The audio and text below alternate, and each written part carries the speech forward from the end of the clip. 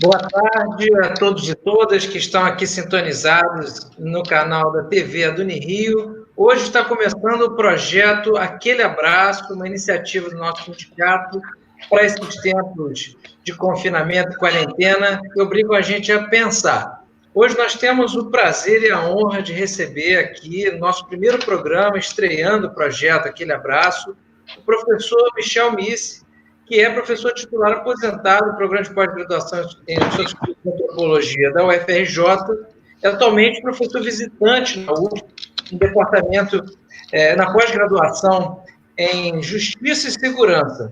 Professor Missi é autor de vários trabalhos importantes, como Mercados Ilegais, Criminalização e Violência, Uma Identidade para o Extermínio, publicado recentemente no Chile. Tem também seus títulos traduzidos para o espanhol e publicados recentemente no México, como, por exemplo, o Estado sobre crime e violência urbana no Brasil, um estudo sobre crime e violência urbana no Brasil, um trabalho muito importante, uma referência nessa área no país.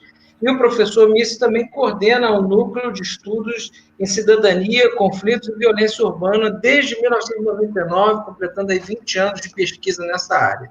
Para debater conosco hoje, nós temos o professor Bruno Oliveira, diretor do nosso sindicato, professor da Escola de Serviço Social, pesquisador da área da luta por moradia aqui no Brasil, no Rio de Janeiro, na Baixada Fluminense, na região de São Gonçalo e adjacências. A professora Nina Saroldi, que é professora do Departamento de Engenharia de Produção, trabalha com ênfase em engenharia de produção cultural, tem um pós-doutorado em sociologia da cultura e é organizadora da coleção Para Ler Freud, da editora Civilização Brasileira.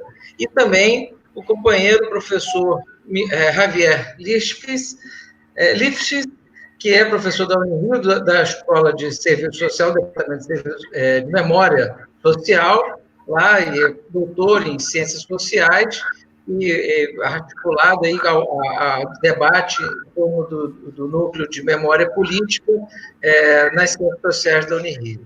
Bom, boa tarde a vocês. Agradeço muito a sua presença aqui, professor Missi, é uma honra, e já passo a palavra para a professora Nina, que vai lhe fazer a nossa primeira pergunta para estrear aqui o nosso primeiro programa, Aquele Abraço. Muito obrigada a vocês que nos assistem agora. Boa tarde a todos que nos assistem. Obrigada, professor Missi. Obrigada aos companheiros da Unirio. A minha primeira pergunta, professor, é bem na sua praia, a questão da violência, especificamente em relação à violência doméstica. A gente tem lido aí nos últimos dias, né, muitos estudos e pesquisas que mostram um aumento da violência doméstica no mundo todo, né, durante o confinamento. Mas eu gostaria que o senhor falasse, evidentemente, da nossa situação no Brasil. Quer dizer, na nossa situação, a seu ver, quais são as causas específicas, locais, para esse aumento, né? E, evidentemente, eu gostaria de saber também se o senhor teria alguns apontamentos no sentido de uma solução, né, para esse problema. Uma boa tarde a todos. Obrigado, Nina, pela pergunta. A pergunta é complexa, muitas dimensões envolvidas. O que se sabe é que você hoje tem uma transparência maior em todos os sentidos da violência doméstica do que no passado. No passado, ela ficava muito mais secreta, muito mais escondida, e hoje ela ganha mais relevância, do ponto de vista cultural, a questão de gênero, de um modo geral, ganhou e ganha e deve ganhar cada vez mais relevância. E, por isso mesmo, né, hoje você tem, as estatísticas refletem mais o que se passa, o sistema de justiça começa a receber demandas que antes ficavam entre quatro paredes. Então, hoje, na verdade, quer dizer, você tem, digamos, uma situação em relação ao passado melhor. Por outro lado, a visibilidade maior da violência doméstica mostra o quanto ainda há de permanência, de continuidade na relação machista, na relação violenta que ocorre não apenas entre casais, mas entre pais e filhos, pais e filhas, e também outros níveis de parentesco, enteados, padrastos e assim por diante. A questão é uma questão que envolve heranças culturais muito antigas e muito enraizadas, contra as quais hoje você percebe que há movimentos sociais cada vez maiores no sentido de buscar alternativas, buscar soluções, buscar avanços que modifiquem esse cenário. Não é uma questão exclusiva do Brasil. Na América Latina, de um modo geral, nós temos esse problema de forma muito aguda, mas também, mesmo nos países onde se alcançou um grau maior, digamos, de civilidade, esse problema ocorre, ainda que em menor escala. Encontrar uma solução, nesse caso, significa fazer avançar os direitos em todos os sentidos, direitos civis, acima de tudo. Né? E, para isso, é preciso que haja um funcionamento pleno da capacidade de administração da justiça, né? De modo a que não se precise recorrer a soluções privadas. Né? Eu acho que é um pouco a questão por aí. Eu não sei, Nina, se é suficiente o que eu trouxe para você como resposta. Obrigada. Professor Javier, o senhor também tem uma pergunta, né? Sim, Celso. Bom, boa tarde a todos. Boa tarde, Michel. Obrigado aqui por participar aqui de nosso primeiro programa. E o que eu gostaria de perguntar, Michel, é o seguinte: a gente está vivendo um momento muito radical, não? Muito um real da natureza em uma forma realmente muito impactante. Não é uma gripezinha, não? Está longe de ser uma gripezinha. E cada país tem adoptado dispositivos de diferente índole. E gostaria de perguntar para você quais seriam as especificidades da forma de intervenção aqui no Brasil. Não? O Vladimir Zafati teve um artigo recente que falava um pouco de estado suicidógeno, não? E a gente sabe com Marx que nenhuma burguesia se autoaniquila. Então, qual seria essa particularidade considerando o resto das intervenções? Porque se bem o vírus a pandemia é um fenômeno do real da natureza, cada país tem suas características, não? Então, como você caracterizaria a intervenção do Brasil tão singular neste fenômeno? Bom, a intervenção do governo brasileiro é uma intervenção esquizoide, né? Porque você tem um presidente da República apontando para uma política e o ministro da Saúde apontando para outra. Né? Então, você tem, já de saída, né, uma solução esquizoide. A alternativa proposta pelo presidente da República, que seria simplesmente de desconhecer as medidas preventivas propostas a nível mundial pela Organização Mundial de Saúde e por a grande maioria dos governos, a esmagadora maioria dos governos, no sentido de preservar, não se sabe muito bem como, os empregos e a economia. Ora, sem as pessoas vivas, né, fica difícil preservar a economia e preservar os empregos. No entanto, esse tipo de visão, esse tipo de política, né, tem que ser levada a sério, porque o que ela incorpora, o que os que apoiam o presidente pensam como ele, é basicamente o seguinte: não importa a quantidade de mortos. Quer dizer, é uma política que simplesmente não está interessada em discutir a potencialidade de mortes. Sim, está interessado em discutir a potencialidade de preservação da ordem e da ordem econômica. Então,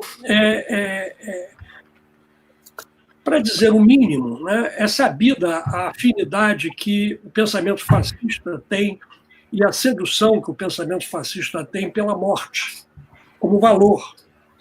Ora, se nós sabemos, né, pelo contrário, que a civilidade moderna, burguesa ou não, valoriza a vida, né, e que hoje você tem uma porção de médicos, enfermeiros, funcionários públicos arriscando a sua vida para valorizar a vida dos seus pacientes ou das pessoas que eles estão atendendo.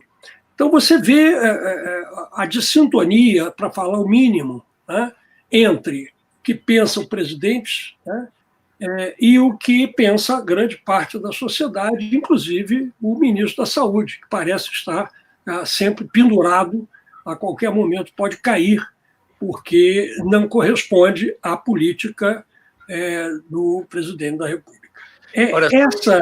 Essa é a primeira, uma primeira aproximação, Javier, do problema, porque há muitas outras dimensões. Mas essa é a primeira, quer dizer, a primeira coisa, o governo é esquizoide. Tá? Ele está dividido ao meio. Você tem um grupo ideológico de extrema-direita e você tem um grupo pragmático de direita, que envolve, inclusive, setores militares, que tentam, de alguma maneira, conduzir com algum realismo a situação. Isso para complementar, Michel, o papel dos empresários está muito silenciado. Por isso, a segunda parte da pergunta era um pouco essa. Que pensa o capital de tudo isto? Não? Qual é a opinião dos empresários em toda esta história? Eu acho que a grande parte, a maior parte do empresariado tem um pensamento político de direita, né? E um setor, um segmento que hoje parece mais visível, apoia segmentos de extrema-direita. Né? Se nós pensarmos, né, como foi possível o regime militar no Brasil durar mais de 2 décadas, nós vamos entender que só foi possível porque ele obteve o tempo todo apoio empresarial. Tanto é que alguns cientistas, inclusive, se referem a esse período como de uma ditadura empresarial militar. Eu não duvido nada que hoje um setor importante do empresariado esteja, digamos, ou indiferente, né, ou apoiando mesmo a alternativa do presidente da República. É claro que uma boa parte deles estão bem isolados em seus iates, em suas mansões, alguns, inclusive, no exterior. E, por isso, também há uma separação muito intensa na sociedade brasileira. Né? A desigualdade social é tão forte, é tão intensa, que esse segmento da elite empresarial não só desconhece a realidade da maior parte da população, como não tem o menor interesse também em conhecê-la. É claro que eu tenho as exceções, e há várias, e há muitas. Você tem um empresariado liberal de direita, ainda que conservador, e você tem setores empresariais humanistas que não seguem absolutamente a cartilha que nós acabamos de descrever. Bom, para você que está sintonizando agora, esse aqui é o programa Aquele Abraço, uma iniciativa da Unirio, Sindicato de Docentes da Unirio, que é um programa que está estreando hoje aqui, tendo a honra de receber o professor Michel Nissi, professor titular aposentado da UFRJ, coordenador do Núcleo de Estudos em Cidadania, Conflitos e Violência Urbana. E quem está sintonizando aí, a gente agradece. Toda terça-feira à tarde a gente vai ter aqui esses encontros. Eu sou Celso Sanches, professor da Escola de Educação e também diretor da Unirio. Bruno, você tem uma questão também ao professor Nissi, né? Sim, boa tarde a todos que nos acompanham. Professor Mício, muito obrigado aí por ter aceitado o nosso convite. É uma honra para a gente aí receber o senhor nesse nosso primeiro programa. Bom, a gente, acho que é lugar comum, já se tornou lugar comum a gente afirmar que nós estamos vivendo aí um momento sem precedentes e que há aí a expectativa de que tenhamos um antes e um depois, né? Há aqueles que acreditam que após, resolvida essa questão da pandemia, a gente vai ter aí uma espécie de reorganização do capitalismo, não é, ou coisa do tipo. Mas também há um certo temor, de que, sobretudo, as formas de gestão dessa crise, que são formas que tendem a utilizar muita tecnologia e para controle, dos cidadãos, isso possa se desdobrar em novos regimes, novas formas de governo que se destaquem por um certo autoritarismo, por um certo excesso de controle sobre as pessoas. Como é que o senhor vê isso aqui no Brasil, sobretudo no momento em que a gente já vivencia, desde 2016, pelo menos, um certo ocaso da nossa experiência democrática? Ou seja, o Brasil, que já tem muito pouca prática, todo esse cenário que a gente está vivendo, ele acontece exatamente no momento em que, inclusive, discursos autoritários têm ganhado aí espaço, seja na sociedade civil, seja no Estado. Como é que o senhor avalia esse cenário? Nós temos aí dois princípios em contradição já que percorreram grande parte do século XX, o princípio da igualdade social e o princípio da liberdade. Eles entraram como numa aporia em choque. A experiência do socialismo real sacrificou em grande parte a liberdade dos cidadãos, e a experiência das democracias burguesas, liberais, sacrificaram em grande parte a igualdade social, apesar do período dos 30 anos gloriosos do estado de bem-estar social na Europa Ocidental, principalmente. A verdade é que hoje tudo isso está destruído, tudo isso foi destruído com o advento do neoliberalismo a partir dos anos 80. Então, a questão, a aporia que está se colocando agora, digamos, se sobrepondo à anterior entre liberdade e igualdade, agora entre liberdade e privacidade, de um lado, e eficiência e vigilância do outro. Mas, de certo modo, se você for buscar lá no fundo o que está por trás das duas aporias, liberdade e igualdade, e eficiência com vigilância e privacidade e liberdade, o que você vai encontrar, na verdade, são, mais uma vez, os dois princípios fundamentais da modernidade, o mercado e o Estado. Quanto mais você aumenta o mercado, mais fortalece a liberdade do mercado, maior é a desigualdade social e menor a capacidade do Estado de compensar a desigualdade produzida pelo mercado. Quanto maior a capacidade do Estado de interferir no mercado, e, portanto, de diminuir o grau de liberdade das empresas e dos indivíduos, maior é a possibilidade de que sistemas de vigilância, sistemas de controle se tornem fortes o suficiente para diminuir a capacidade de mobilização dos cidadãos e na luta pelos seus direitos e pela cidadania. Então, essa aporia, que foi a aporia do socialismo real, é também a aporia do capitalismo. Não é? Ela não foi exclusiva do socialismo, ela continua também sendo uma grande contradição do capitalismo, porque também o capitalismo, no seu desenvolvimento, no seu avanço atual, com o domínio, a prevalecência do capital financeiro e dos grandes monopólios, ele praticamente reproduz, numa escala capitalista, alguns dos problemas que foram vivenciados numa escala tecnologicamente inferior pelo socialismo real. Haja visto, por exemplo, uma empresa como a Amazon, né, com 600 mil empregados, né, com controle de informação sobre tudo que você compra, que você gosta, do que você... E eu estou falando da Amazon, poderia incluir aí todos os cavaleiros do Apocalipse, né, o Facebook e tudo mais. Então, você observa que no próprio capitalismo, nas entranhas do desenvolvimento capitalista, nós estamos assistindo o surgimento de problemas relativos também à liberdade, que era, digamos, a grande bandeira do capitalismo em relação à experiência socialista.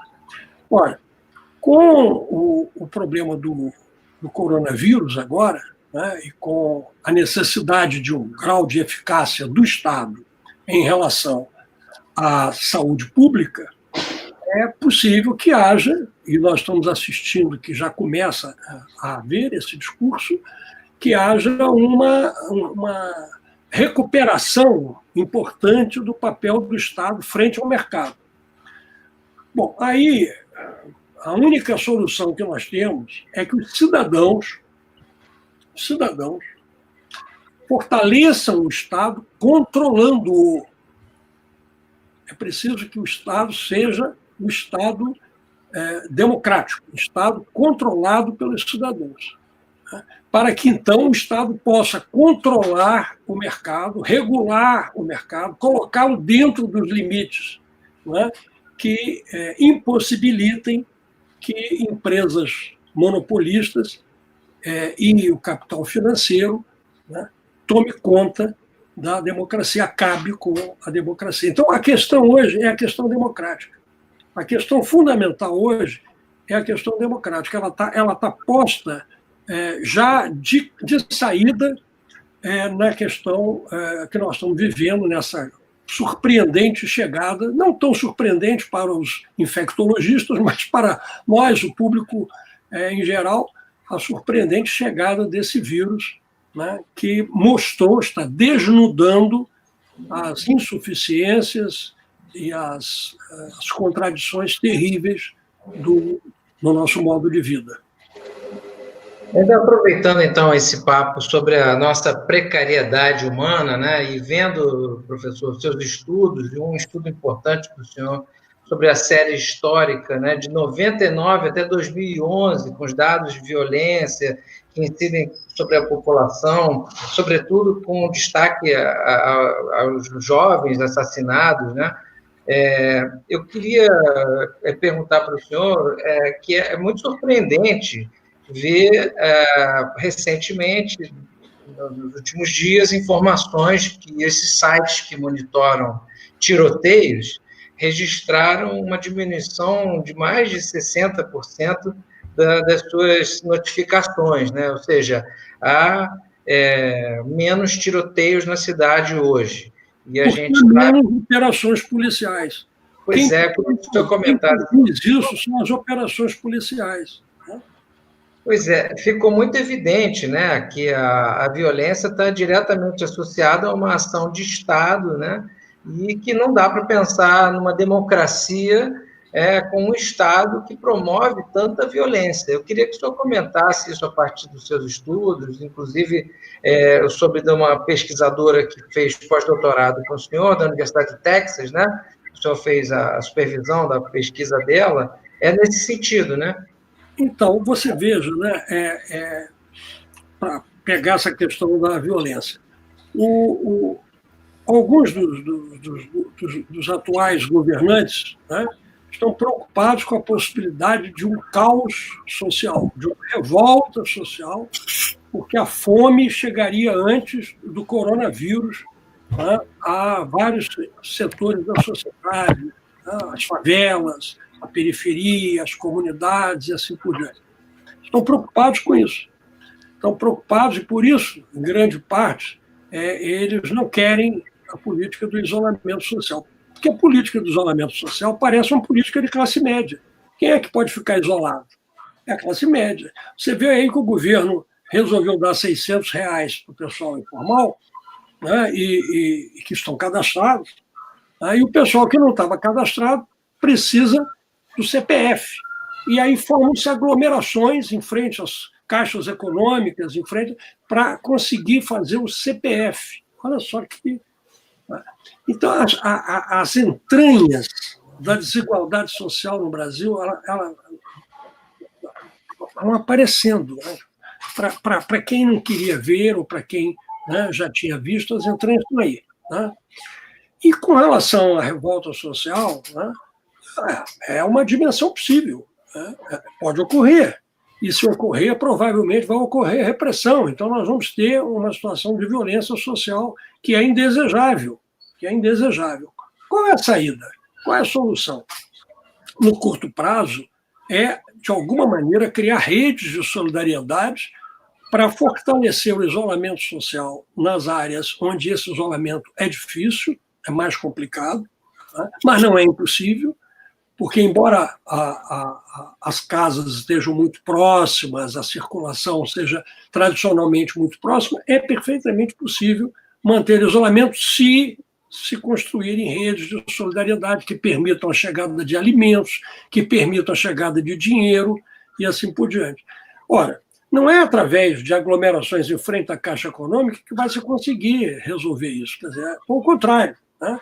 É a mobilização da sociedade para diminuir o impacto que a desigualdade social, a desigualdade urbana, a segregação urbana produziu nas grandes cidades brasileiras. Veja que um dos primeiros lugares, uma das primeiras capitais a sofrer o impacto foi Manaus, que não é exatamente uma das maiores metrópoles brasileiras, né? E, no entanto, em virtude exatamente dessa baixa capacidade de mobilização, tanto do governo local quanto das redes sociais, fez com que muita gente se infectasse com muito mais facilidade do que se tivéssemos realmente prevenido isso, né? E aqui está acontecendo a mesma coisa, no Rio, em São Paulo, muita gente já indo para as ruas, muita gente achando que não tem problema e tal, porque o governo, o esquizoide, está abrindo essa fenda e, portanto, deixando entrever a possibilidade de que não vai acontecer nada, que é uma gripezinha e tudo mais. Bom, gente, esse é o programa Aquele Abraço, uma iniciativa da Unirio, um programa que vai ser semanal, toda a terça-feira aqui à tarde. A gente pretende debater questões fundamentais da sociedade com as pessoas que estão no front, pensando exatamente esses dilemas. Nós temos duas perguntas aqui de internautas. Um internauta ilustre, nosso querido amigo, companheiro, irmão de batalha aqui, o professor reitor moral da Unirio, o professor Leonardo Vilela de Castro. O pós-pandemia não tende a absorver ainda mais a violência como prática das resoluções das questões sociais, justamente para facilitar o trânsito das empresas? E também temos a pergunta do Alexandre Correia. Obrigado, Alexandre, obrigado a todos e todas que estão sintonizados aqui no Aquele Abraço. Como se reposiciona a ciência nesse cenário de pandemia? Em especial as ciências humanas, filosofias, artes, a própria psicologia também. Obrigado. Bom, começando pela segunda pergunta, né, nós já estamos há alguns anos, né, assistindo, né, a um processo de desconstrução do campo científico no Brasil, não só do campo científico, né, das universidades e tudo mais, né? O corte de verbas, né, o corte de bolsas, a própria concepção que o governo tem do que seja, né, necessário, do que seja prioritário, um governo que não é apenas ideológico. Eu acho engraçado as pessoas, não, porque é um governo ideológico. É um governo ideológico, mas é uma ideologia completamente contrária a tudo que se construiu nos últimos 500, 600 anos da civilização. Então, é um negócio completamente alucinado. Não é isso? Bom, como lidar, né, com essa situação? É a primeira pergunta, né? Eu entendi bem. A violência não é a solução para nada. A violência produz autoritarismo. A violência produz, necessariamente, ela produz autoritarismo. A violência é uma forma de autoritarismo, né? Porque quando você sai fora, escapa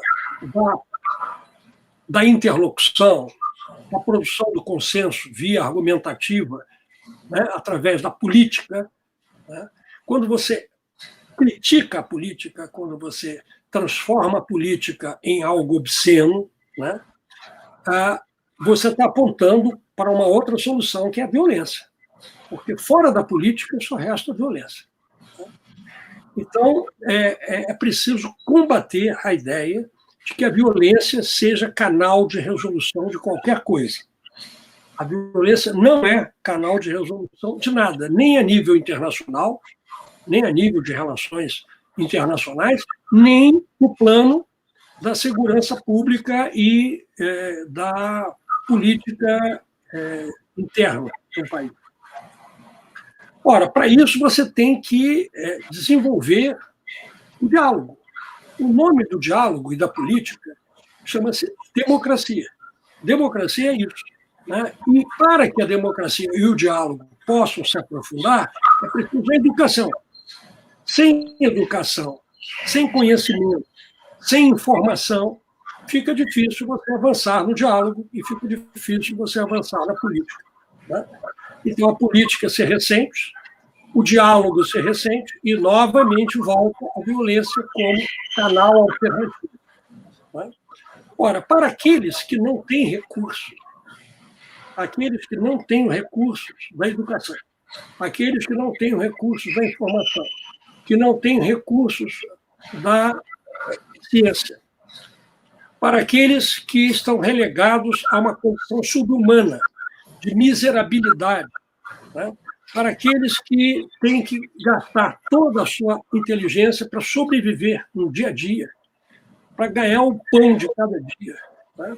Para aqueles que não podem dispensar nem um minuto, a não ser para orar ou para buscar no desespero dos rituais de aflição religiosos a salvação. Para esses, né, a democracia, a política aparecem como uma coisa esotérica, uma coisa muito abstrata, muito longínqua, né? E, no entanto, nós sabemos que a saída deles exatamente seria pela educação, pelo conhecimento, pela informação e pela democracia. Então, obstar esse caminho para eles, né, é uma forma também de controlar o nível de democracia que você tem, controlar o nível de política que você tem e controlar o nível de diálogo que você tem, que é o que nós conhecemos no Brasil, né? Cria-se uma profunda desigualdade, que não é só de renda, é uma desigualdade social em todos os níveis, desigualdade de direitos, de acesso à justiça, desigualdade em todos os níveis. É uma coisa... Desigualdade de moradia, desigualdade de acesso a transporte público, desigualdade é tudo, né? Então, nesse caso, né, cria-se uma situação absolutamente vulnerável, seja a violência como recurso nos mercados ilegais, por exemplo, de acumulação de desvantagem, né, seja a violência como alternativa política, que é o que muitas vezes é preconizado pelos que defendem a volta da ditadura e coisas similares. Ótimo. A professora Nina e o professor Bruno têm vontade de lhe perguntar uma coisa. Professora Nina? Oi, sumiu todo mundo, mas acho que eu estou aqui ainda, né? Está me vendo, né? Está te vendo. Seguinte, professor, eu queria retornar à questão das elites e, sobretudo, a questão do isolamento das elites, né? Nas últimas semanas me vem muito à cabeça uma expressão do Bauman, que inclusive dá título a um livro, a um capítulo de um livro dele, do início dos anos 2000, e esse capítulo se chama Seção dos Bem-Sucedidos, e ele usa imagens, inclusive, muito poéticas para falar desse afastamento da elite globalizada em relação à vida, digamos assim, no território, né? A vida do trabalhador, a vida das classes médias, né? Em determinado momento ele diz, por exemplo, que nas regiões ricas das grandes cidades, os mais ricos, a elite global levantou as pontes, né, movediças e se desligou completamente, ao contrário das elites, por exemplo, na época do Estado de Bem-Estar Social, que reconhecia o trabalhador uma força necessária à produção da sua própria riqueza, né? Então, pensando nisso, eu li nesses dias, nem me lembro mais aonde, porque é muita coisa que a gente vai lendo, mas era um artigo do New York Times sobre a elite de Nova York nesse momento de pandemia. E o artigo dizia uma coisa muito interessante, que pela primeira vez, inclusive psicólogos que atendem, psicanalistas, enfim, que atendem a elite nova-iorquina deram esse depoimento, de que, evidentemente, eles estão muito seguros, saíram de Nova York, boa parte deles, estão nas suas casas de campo, né, com todo conforto, mas ainda assim, pela primeira vez em muito tempo, talvez pela primeira vez na vida, essas elites não podem mais sair de casa. Quer dizer, elas estão experimentando, digamos assim, um tipo de castração inédito para elas, né? Quer dizer, ela até dá um exemplo, quer dizer, se uma família muito rica tinha um problema dentro de casa, ia para o Ritz, né? Ia para um hotel e deixava a casa, deixava o bairro. Só que agora o mundo inteiro está com problema, quer dizer, não há mais essa possibilidade de sair. E eu fiquei me perguntando, e gostaria de te ouvir em relação a isso, você acha que essa situação, que eu acho realmente, para a elite brasileira, inclusive, né, a situação de confinamento é uma situação inédita, né, para muitos desesperadora, na medida em que não estão habituados a ter que viver no território, ainda que seja numa mansão, num apartamento na Vieira Soto, é uma rua, é um território, né, quer dizer, existem pessoas em volta, quer dizer, o senhor acha que essa experiência do isolamento das elites pode ter algum impacto nesse processo que foi se acumulando de separação total entre as elites globais e a sociedade dos trabalhadores, da classe média, ou não, né? Ou o senhor acha que não há processo, não há pandemia que modifique esse processo de secessão? Não sabemos, mas eu acho que mais do que as elites, é o confinamento das classes médias que vai decidir a direção que será tomada. As elites já lavaram as mãos, as elites vivem já, enfim, a sua absoluta indiferença em relação, inicialmente, a um projeto nacional, né? Desinteressadas de qualquer projeto nacional. E, em segundo lugar, também desinteressadas de políticas públicas, de um modo geral. Né? Estão interessados em ganhar dinheiro, né? E acham que isso é infinito, que não tem problema, entendeu? Que não é problema nenhum. Confiam, né, bastante na possibilidade de que não haja abolição da escravatura tão cedo, ou nunca, né? Porque, na verdade, é isso. Né? A lógica é uma lógica de que qualquer mudança importante na estrutura social significará caos.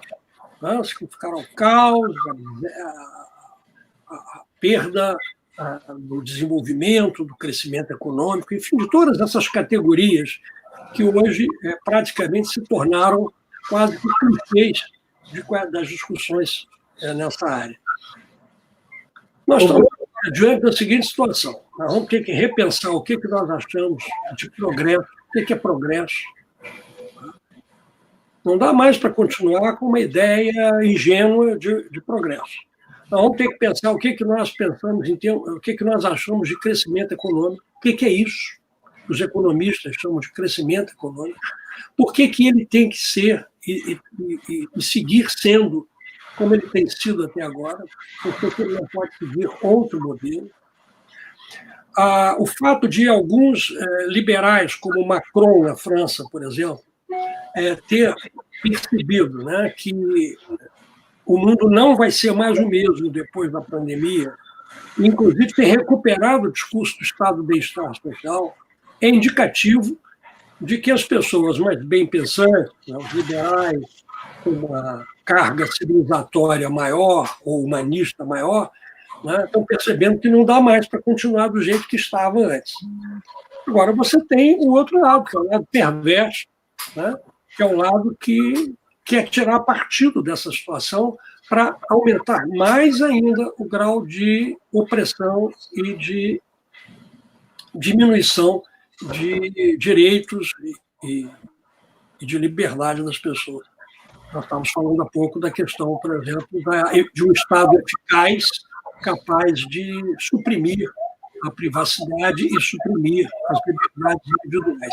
Isso também nós não podemos aceitar. Então, é nesse caminho aí que nós vamos trilhar. Então, as classes médias, particularmente no Brasil, elas sempre orientaram a direção política, mais do que as elites. Né? Nós estamos vivendo o que nós estamos vivendo hoje por causa das classes médias. As classes médias que nos conduziram para esse estado esquizoide. Então, eu espero que agora, de alguma maneira, as classes médias estejam repensando esse caminho que foi seguido. É claro que muitos segmentos de classe média não votaram nessa direção. Né? Pelo contrário, muitas reagiram, e não foram poucas. Mas é importante lembrar isso. As elites, elas têm o poder econômico. E com o poder econômico, elas tentam controlar o poder político. Mas é preciso de algum grau de convencimento, digamos, no plano dos valores. Observem, por exemplo, o que aconteceu com o sistema político brasileiro quando se puxou a questão da corrupção, que era uma questão que a direita brasileira, só ela se interessava diretamente por isso. Né? Sempre que a direita não ganhava uma eleição no Brasil, ela puxava a questão da corrupção. A corrupção sempre foi um valor, digamos, mobilizado, uma mercadoria política mobilizada, né? Nos momentos em que a direita não conseguia ganhar as eleições. Né? Mas você tem outros valores que a classe média preza, além da luta contra a corrupção. A classe média também preza outros valores. Né? E eu espero que nessa crise, se a saída não for pela classe média, que é relativamente bem informada, né, a saída vai ser uma saída de revolta social. Vai ser uma revolta social e aí nós não sabemos qual a direção que ela vai tomar. Por quê? Porque não há mais, como no passado, partidos revolucionários que poderiam orientar, né, as massas numa direção, digamos, progressista. Esses partidos hoje estão até perderam o pique, né, de uma proposta revolucionária.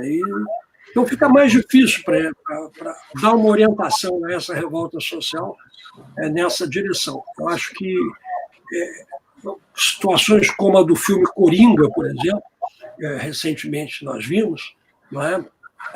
Pode ser o pior dos mundos. Bom, esse é o programa Aquele Abraço, toda terça-feira à tarde, aqui no canal da TV da Unirio, uma iniciativa do nosso sindicato de docentes da Unirio para discutir questões contemporâneas em tempos de pandemia com as pessoas que estão no fronte do pensamento, com ideias e a cabeça aberta para que a gente possa oxigenar esse momento. O professor Bruno tem uma pergunta, o professor Javier também tem. Eu vou aproveitar para passar aqui, Bruno, para a gente manter essa ordem, pedir primeiro para o professor Javier falar, e eu já aproveito para quando depois que você falar, Javier, desliga o seu microfone para a gente poder ouvir o Bruno bem. Obrigado e agradeço a todos e todas que estão assistindo a gente. Nós temos mais duas perguntas de internautas aqui, que na sequência, depois do Bruno, Eu leio. Obrigado. Tudo bem. Michel, o seguinte, tem muitos pensadores, filósofos que têm entrado na leitura, interpretação dos acontecimentos, uma vertente Foucaultiana de biopolítica, não? Controle do Estado, controle da vida das pessoas, controle dos celulares, controle... E eu vejo nessa leitura que, claro, temos realidades muito diferentes, não? Que na América Latina, y bueno, especialmente en el caso de Brasil, Argentina siguió otra trayectoria política, en fin, a situación de cada país, en realidad se podría hablar até de una falta de biopolítica, ¿no? Faltan estadísticas, faltan testes, falta... Es decir, esa idea de biocontrol que comenzó de biopolítica, comenzó a adquirir una cierta difusión. Para nuestro caso, tiene un efecto medio paradoxal, ¿no? Porque están faltando control, está faltando estadística, está faltando dados para formulación de políticas. Gustaría una reflexión tuya sobre esa idea, esa perspectiva Foucaultiana en varios pensadores sobre el tema de la biopolítica en el momento actual. O que nós temos é uma situação em que a soberania é mais forte que a governamentalidade e que a biopolítica, tradicionalmente na América Latina, né? Então, a questão de decidir quem vive e quem morre é mais relevante para a política na América Latina, sempre foi, do que o governo das populações, vamos chamar assim, né? Ou então o desenvolvimento de uma governamentalidade em que, certamente, a democracia, tal como nós a conhecemos, é um dos seus pilares. Ora, o que eu posso dizer é isso. Eu acho que a abordagem do Foucault, curiosamente, ela reúne essas três dimensões para entender o que nós poderíamos chamar, e ele não chamaria, o Estado moderno, né? Então, o que nós teríamos hoje nas instituições de controle social como um todo, que compreendem mais do que o Estado, compreendem as famílias, compreendem, enfim, diferentes níveis, religiões, igrejas, tudo mais, diferentes dispositivos. O principal mecanismo de governo, o principal mecanismo de controle continua na América Latina e, no caso do Brasil, continua sendo a soberania. Quem tem o poder de decidir quem vive e quem morre. A biopolítica está ainda tentando crescer, ganhar espaço junto à soberania. Então, aqui, nós vivemos o tempo todo naquilo que o Agamben chamaria de estado de exceção. No nosso caso, nós não estamos no estado de exceção, nós estamos mergulhados na questão da soberania desde sempre. Desde sempre. Quando você sabe que a polícia brasileira mata a quantidade de pessoas que ela mata, ora, a polícia foi feita para proteger o cidadão, não para matar. Tá? Ela foi feita para prender. Isso dentro de uma ordem em que a justiça funciona com um sistema prisional e não com a morte. E, no entanto, o que nós estamos assistindo é cada vez mais a polícia matando. Isso para pegar só um aspecto, porque as pessoas morrem também de fome, as pessoas morrem de políticas públicas, as pessoas morrem no transporte público, as pessoas morrem na falta de moradias. Então, as diferentes maneiras de morte que são produzidas pela soberania, tá, disputam lugar com aqueles, né, como eu, por exemplo, que prefeririam uma governamentalidade, uma capacidade de governar as populações para preservar as vidas, né? Ainda que isso significasse também uma forma de dominação.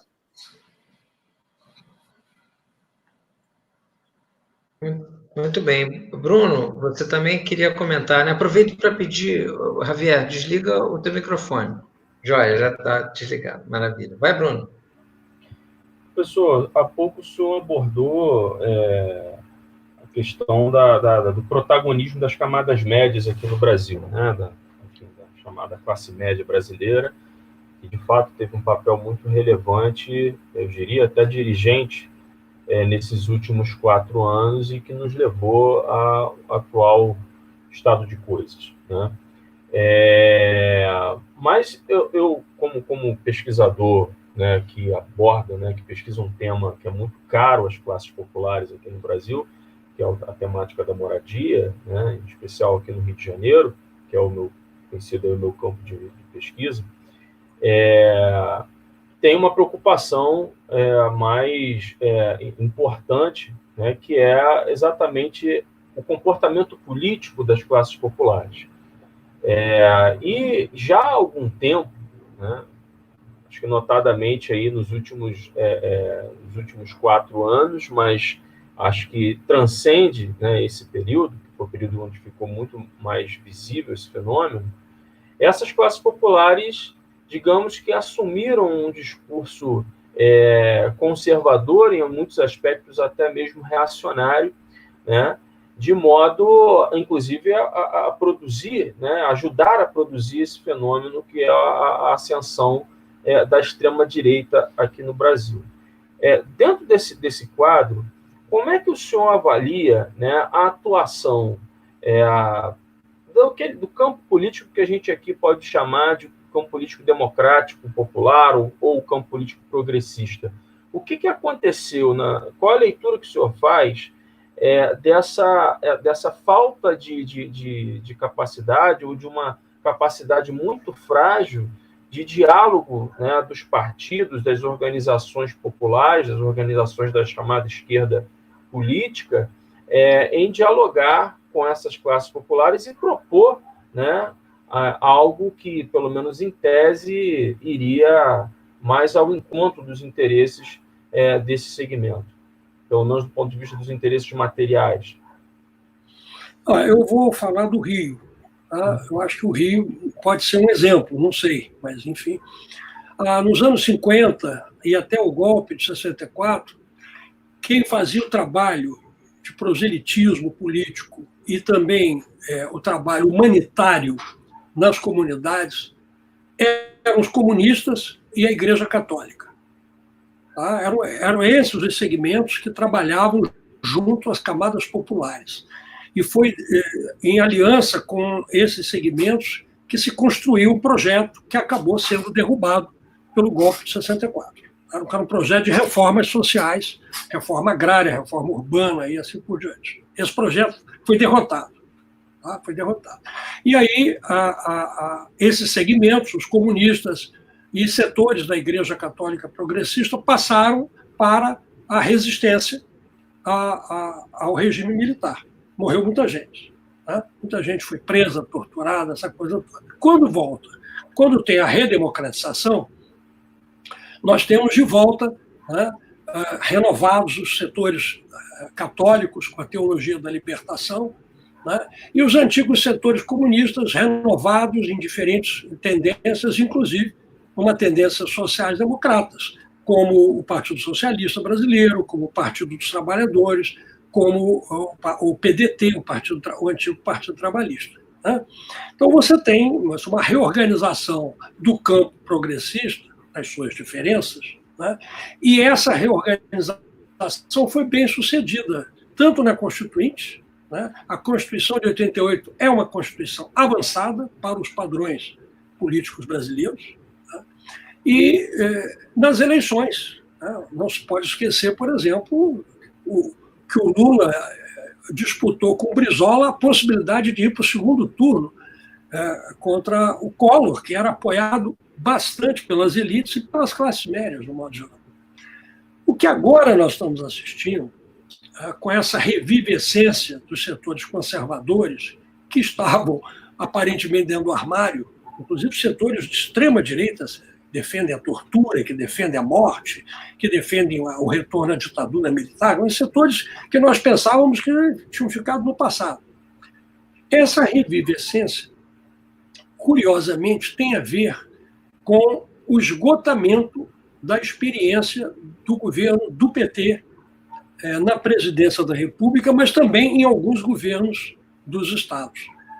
Esse esgotamento se deu pelo fato de que o sistema eleitoral brasileiro, diferentemente, por exemplo, do sistema francês, não permite acoplar facilmente a escolha do presidente ou do governador com a escolha do parlamento compatível com o presidente ou de uma assembleia legislativa compatível com o governador. Então, o que acontece muitas vezes é o que depois se passou a chamar de governo de coalizão, quer dizer, presidencialismo de coalizão, né, em que o presidente da República ganhou a eleição, mas tem que governar com um parlamento que não é do seu partido.